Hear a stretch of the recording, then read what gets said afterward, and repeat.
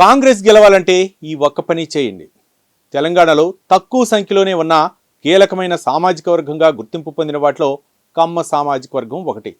జూబ్లీహిల్స్ ఉప ఎన్నికల్లో కమ్మ కులస్తుల ఓట్లే ఇప్పుడు కీలకంగా మారబోతున్నాయి. అందులోనూ హైదరాబాద్లో చెప్పుకోదగిన సంఖ్యలో వారు ఉండటం కాంగ్రెస్కు కలిసి వచ్చే అంశంగా మారుతోంది. ఇదే అదునుగా ముఖ్యమంత్రి రేవంత్ రెడ్డి ఓ భారీ స్కెచ్ వేశారు.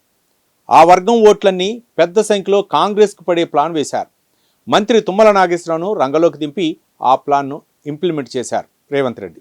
జూబ్లీహిల్స్ ఉప ఎన్నికల సందర్భంగా ఆ వర్గం నాయకులంతా కాంగ్రెస్ పార్టీకి పూర్తిగా మద్దతు ప్రకటించారు. రేవంత్ రెడ్డి నివాసంలో సీఎంను మర్యాదపూర్వకంగా కలిసిన సందర్భంగా తమ నిర్ణయాన్ని వెల్లడించారు.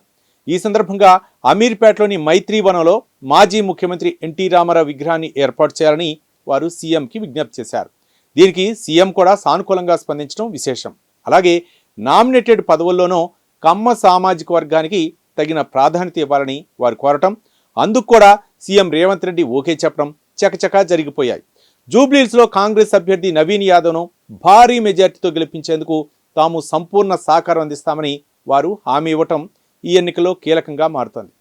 సీఎంను కలిసిన వారిలో మంత్రులు తుమ్మల నాగేశ్వరరావు, పొన్నం ప్రభాకర్, సీఎం సలహాదారు వేం నరేందర్ రెడ్డి, ఎంపీ అనిల్ కుమార్ యాదవ్, అరికపూడి గాంధీ వంటి వారు కూడా ఉన్నారు.